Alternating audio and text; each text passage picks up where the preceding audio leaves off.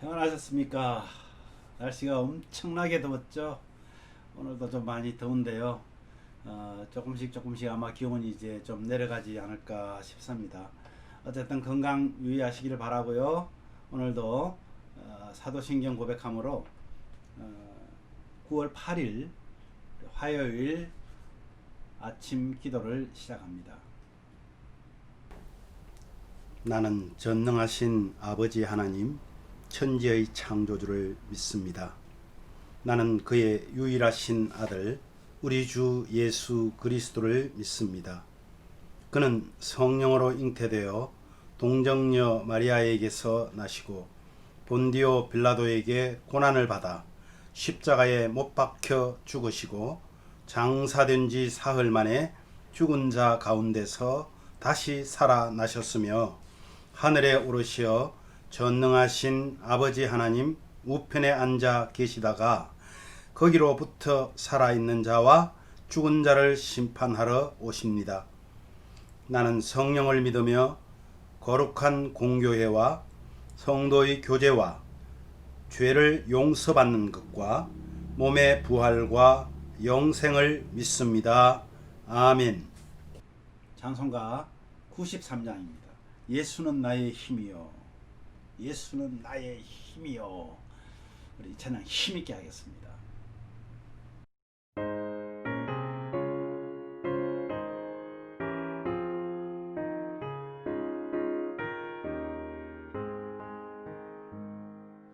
예수는 나의 힘이요 내 생명 되시니 구주 예수 떠나 살면 죄 중에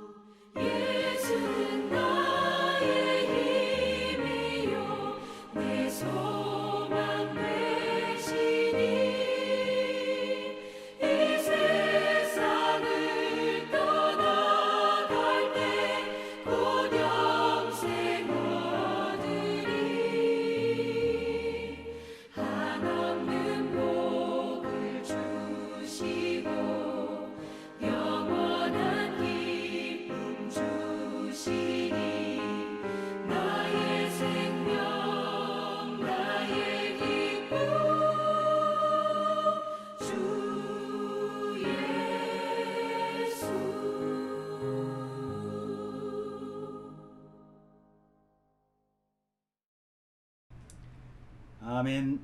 기도합시다. 하나님 아버지 감사합니다. 예수는 나의 힘입니다. 나의 구원자이십니다. 우리를 사용하시는 하나님이십니다. 아버지 하나님, 오늘도 그 하나님 앞에 주님 예배하기를 원합니다. 이 예배를 통하여 우리가 오늘 하루도 하나님 앞에서 하나님의 자녀답게 살아낼 수 있는 믿음을 주시옵소서. 예수님 이름으로 기도하옵나이다. 아멘. 오늘 말씀 함께 봅니다. 오늘 말씀은요, 창세기 41장 37절에서 43절 말씀만 보도록 합니다. 37절에서 43절 말씀입니다. 다 함께 찾으시고 우리 한 목소리로 함께 봉독하도록 합니다. 바로와 그의 모든 신하가 이 일을 좋게 여긴지라. 바로가 그의 신하들에게 이르되 이와 같이 하나님의 영에 감동된 사람을 우리가 어찌 찾을 수 있으리요 하고 요셉에게 이르되 하나님이 이 모든 것을 내게 보이셨으니 너와 같이 명철하고 지혜 있는 자가 없도다. 너는 내 집을 다스리라. 내 백성이 다 내 명령에 복종하리니 내가 너보다 높은 것은 내 왕좌뿐이니라. 바로가 또 요셉에게 이르되 내가 너를 애굽 온 땅의 총리가 되게 하노라 하고 자기의 인장 반지를 빼어 요셉의 손에 끼우고 그에게 세마포 옷을 입히고 금 사슬을 목에 걸고 자기에게 있는 버금 수레에 그를 태우매 무리가 그의 앞에서 소리를 지르기를 엎드리라 하더라. 바로가 그에게 애굽 전국을 총리로 다스리게 하였더라. 아멘. 오늘 본문 말씀으로 바뀌어진 신분 이런 제목으로 한번 말씀 나누려고 그러는데요. 요셉의 이 살아온 지금 13년간의 요셉의 삶이 마치 소설가 같습니다. 그런데 소설 중에서도 소설은 항상 이 클라이막스가 있잖아요. 오늘 이 요셉의 모습에서 어쩌면 이 지금 장면이 클라이막스가 아닐까 할 정도로 느낄 것입니다. 그런데 사실은 이것은 클라이막스가 아닙니다. 요셉의 기구한 삶, 그리고 겹치는데 또 겹치는 그런 어려움, 이것이 계속 될 때마다 하나님 정말 너무하십니다, 이런 생각이 본인이 아닌 삼자인 우리가 들 정도인데, 그죠? 얼마나 어려웠을까 하는 생각이 듭니다. 그런데 지금 이 부분이 클라이막스가 아니라 굳이 말하자면 클라이막스도 여러 가지가 있는데 최고의 클라이막스가 아닌 어느 한 시점에 클라이막스다, 이렇게 말할 수 있겠죠. 그래서 저는 이것을 1차 클라이막스다. 굉장히 그 감동적이고 뭔가 확 폭발하는 듯한 그런 절정, 그죠? 이것이 꽉 눌리고 요셉의 그 어려움을 잘 극복했더니 잘 먹고 잘 살았더라, 총리가 되어서 잘 먹고 잘 살았더라, 여기에서 끝나버렸다면 이게 아마 최고의 클라이막스였겠죠. 그러나 이것은 삼류 소설에 불과하지 않을 것입니다. 그런데 여러분, 정말 수많은 세대에 걸쳐 기억되고 또 전달하려는 그런 메시지가 이 요셉의 삶 속에 숨어 있다는 것을 우리는 좀 더 기다리면서 진짜 클라이막스를 맞이하시기를 바랍니다. 그가 이제 총리로 인정을 받습니다. 왕은 그에게 가락지를 끼우고 인장을 주고, 그리고 왕이 타는 수레에 태워서 수많은 백성들과 고관들 앞에서 요셉을 소개하죠. 여러분, 정말 요셉은 명실상부한 어마무시한 그런 애굽의 2인자가 된 것입니다. 그냥 조그마한 나라의 2인자가 되어도 대단할 텐데, 요셉은 당시에 최고 막강한 애굽의 총리였다는 그 사실입니다. 그래서 이제부터 요셉의 인생 3막이 시작됩니다. 아버지에게서 태어나서 아버지의 그 사랑을 받았던 1막, 그리고 2막은 뭐죠? 이제 노예로 팔려서 고생하고 또 고생하고 감옥에까지 갇히는 그 인생, 바로의 꿈을 해결하던 그 시점까지 요셉이 2막의 인생이었다면 이제는 3막의 인생이 시작됩니다. 이렇게 되면 여러분 어떤 생각이 팍 듭니까? 아, 그동안 요셉을 괴롭히고 요셉을 힘들게 했던 사람들, 가장 먼저 생각나는 사람이 누구죠? 형들. 그리고 더 생각나는 사람 있죠. 그것은 아마 보디발의 아내가 아니었을까요? 얼마나 자기를 억울하게 감옥에다 집어넣었습니까? 그래서 적폐청산이다 하는 그런 말로 얼마든지 처치할 수 있었지만은 요셉은 그렇게 하지 않습니다. 아마 모르긴 해도 이 소식을 들은 보디발과 또 그 보디발의 아내는 얼마나 벌벌 떨었을까요? 요셉은 분명히 보복하지 않았으리라고 저는 확신합니다. 그런데 여러분, 요셉은 자신의 처한 문제를 자신이 해결하려고 했던 것이 아니었기 때문에 그렇습니다. 그는 주어진 환경을 100% 수긍하면서 거기에서 최선을 다했습니다. 그러니까 요셉은 자신의 처한 그 문제들을 내가 갖고 끙끙거리는 것이 아니라 하나님께 과감하게 맡겨버릴 줄 아는 그런 현명한 사람이었던 것이죠. 왜냐하면 그의 행적에서 하나님을 신뢰하는 모습이 곳곳에서 나타나잖아요. 처음 팔리 울 때도 얼마나 어리둥절했을까요? 그러나 점점 그의 신앙은 넓어지고 깊어지고 단단한 반석에 서게 됩니다. 그가 그 어려운 상황에서 누구의 뜻을 발견했습니까? 바로 하나님이 자신에 대한 뜻을 발견하게 됩니다. 주일날 말씀드렸듯이 그것은 아버지 야곱이 그에게 지금까지 살아온 인생 여정뿐만 아니라 정조부 할아버지 아담으로 위시해서 아브라함을 위시해서 지금까지 있었던 일들을 그가 듣고 보면서 그는 믿음의 반석 위에 설 수 있었다는 것이죠. 노예에서 가정총무로, 그리고 다시 죄수에서 고관을 드는 고관의 그 고관들의 수종을 드는 종으로 발탁됩니다. 그죠? 물론 그러한 가운데에 하나님의 간섭하심이 반드시 있었을 것입니다. 바로는요, 요셉에게 사바낫 아네아라는 이름을 줍니다. 그 뜻이 뭐냐면 생명의 지탱자라는 그런 뜻입니다. 생명을 지탱한다. 꺼져버릴 수 있는 생명을 지탱하게 만드는. 그리고 태양신을 섬기는 제사장 보디베라, 그 사람의 이름은 신이 보내주신 자, 뭐 이런 뜻인데요. 그 딸 아스낫이라는 여인과 이제 혼인을 하게 합니다. 그런 은혜를 바로가 베풀었습니다. 그러나 사실은 은혜를 베푸는 그 안에는 이 바로 왕의 어떤 의도가 있었던 것이죠. 그 호의는 요셉을 애굽인으로 동화시키려는 그런 의도가 숨어 있었습니다. 마치 일제강점기 때요, 여러분, 창씨개명이라는 자신의 쓰던 그 이름들을 일본 이름으로 바꿔야 되는 그런 순환을 우리나라도 겪지 않았습니까? 그렇게 하는 이유가 뭐죠? 한국 사람을, 조선 사람을 일본 사람으로 만들어 버리는 거죠.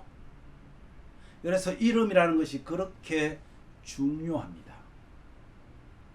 일제강점기의 그 상황처럼 강제적이지는 않지만 그래도 결혼을 시키고 이름을 바꾸어서 요셉을 애국화 시키려고 하는 그런 의도가 숨어 있었다는 것이죠. 여러분, 우리는 앞으로 그러한 일들을 꼭 당하게 될 것입니다. 무슨 말씀이냐면 우리는 반드시 창시 계명을 해야 될 때가 옵니다. 그때가 언제일까요? 바로 하나님 나라를 소유할 때입니다. 저와 여러분이 하나님 나라를 소유하면요, 이제는 세상에 이름을 쓰지 않아요.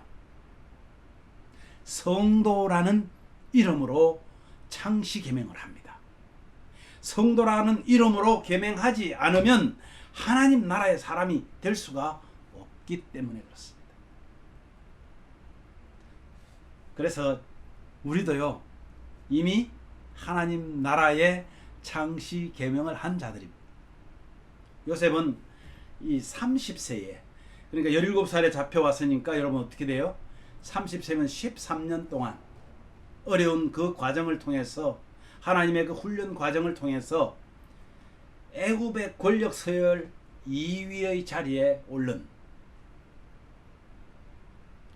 이 시기는 본격적으로 이스라엘을 구원하는 그런 이제 시기로 접어듭니다. 마치 예수님께서 메시아로서의 사역을 시작한 시기가 언제였어요? 목수로서 아버지를 돕다가, 아버지 요셉을 돕다가 30세가 되어서야 예수님도 이제 본격적으로 하나님 나라를 선포하시면서 구원 사역이 시작되기 시작했습니다. 이런 어떤 깊은 의미가 연관이 있지 않겠습니까? 그래서 요셉은 이제 7년간의 풍년을 저축의 의미로 잘 다듬습니다. 그래서 7년간의 풍성한 7년간 풍성하게 된 것을 풍년이라 그러잖아요. 그 풍년 동안에 허비하고 흥청망청하는 것이 아니라 그것을 곳간에다가 잘 보관해서 그것으로 다가올 7년의 흉년을 대비하는 그런 지혜를 하나님께로부터 받습니다.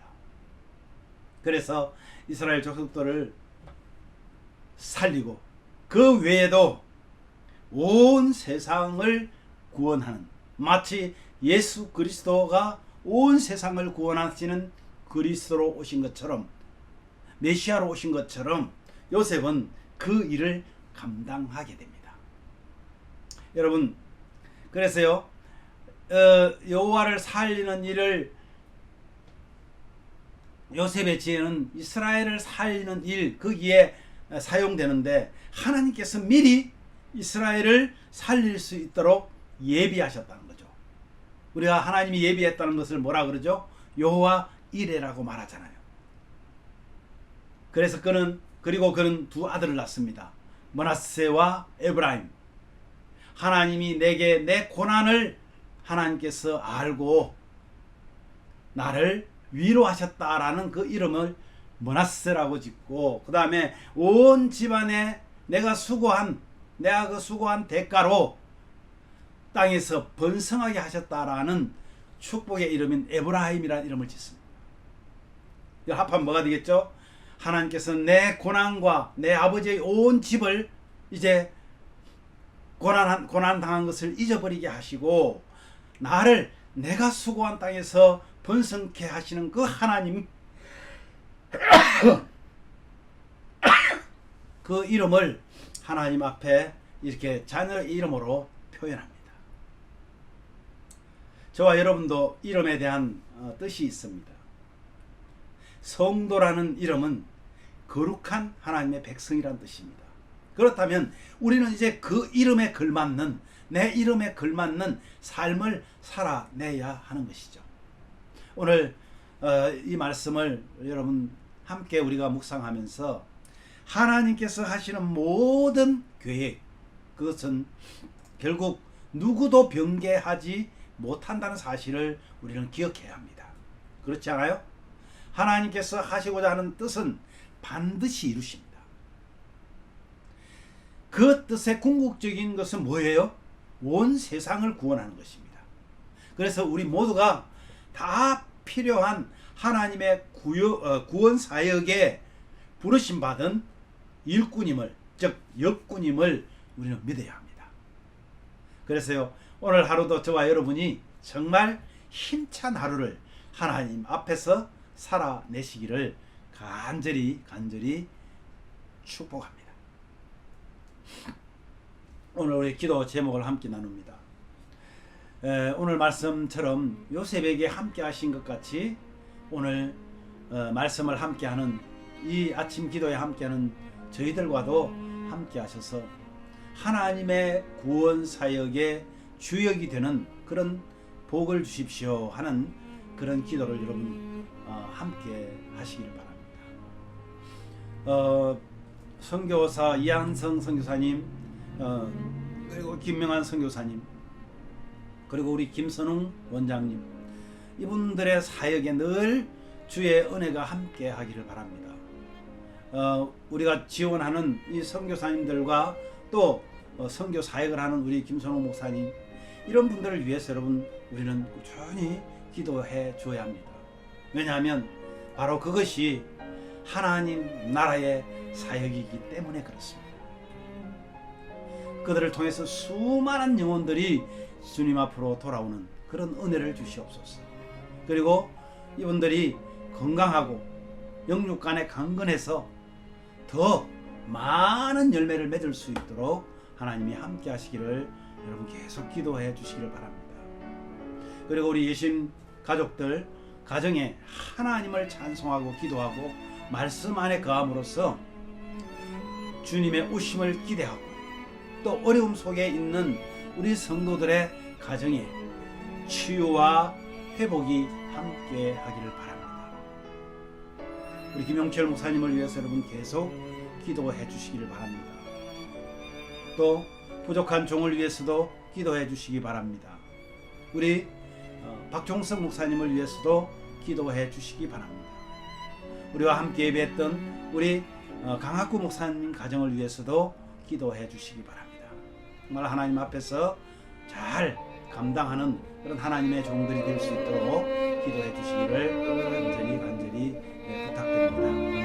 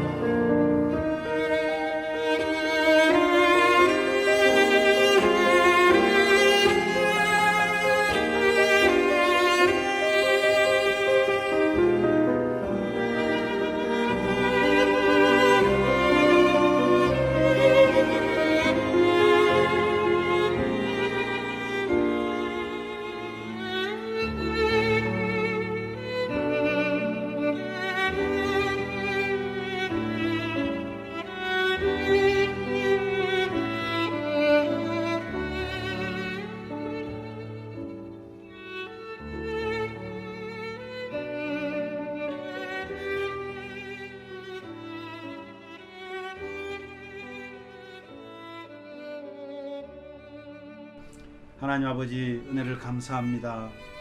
우리에게 주어진 그 사명들을 생각하면 이에 우리가 살아가는 모든 삶에 하나님의 뜻하심과 계획하심이 있다는 사실을 저희들로 하여금 보게 합니다. 오늘 우리가 하나님 말씀을 묵상했듯이 요 새벽에 함께 하신 것 같이 저희들과도 함께 해주셔서 하나님의 그 구원 사역의 주역이 되는 그런 복을 허락해 주시기를 원합니다. 특별히 우리가 지원하는 선교사님들 또 교육하는 우리 김선웅 목사님 위해서 기도합니다. 이분들의 사역에 하나님이 간섭하여 주셔서 하나님의 뜻을 이루고 또한 많은 영혼들이 주님께 돌아와서 은혜를 받게 하시고 그들을 또 통하여서 복음이 더 확장되어질 수 있도록 우리 지원하는 이분들을 하나님 강건케 하시고 안전하게 하여 주시기를 간절히 원합니다. 아버지 하나님, 우리 예심 사랑하는 가족들, 아버지 한 분 한 분이 너무나 소중합니다. 정말 연세가 있고 또 아주 젊어도 하나님이 함께 하시지 않는다면 하나님, 우리는 언제 어떤 일이 있을지 어떤 상황에 처할지 아무도 모릅니다. 그러나 하나님께서 아시고 우리를 인도하시고 도와주신 그 은혜를 생각하면서 정말 성도답게 새롭게 바뀌어진 이름, 성도답게 하나님 살아갈 수 있도록 은혜를 더하여 주시기를 원합니다. 사랑하는 우리 김용철 목사님 또 사모님, 그 가정에 하나님 복을 내려주시기를 원합니다. 참 평안을 허락하여 주시기를 원합니다. 때론 하나님 위로가 함께 하기를 원합니다. 아버지 하나님, 그 가정에 기도의 제목이 있습니다.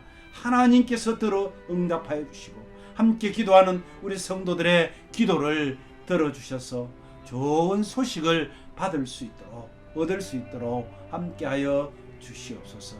오늘도 하나님의 은혜가 우리를 함께 하실 줄 믿고 감사하며 예수님 이름으로 기도하옵나이다. 아멘.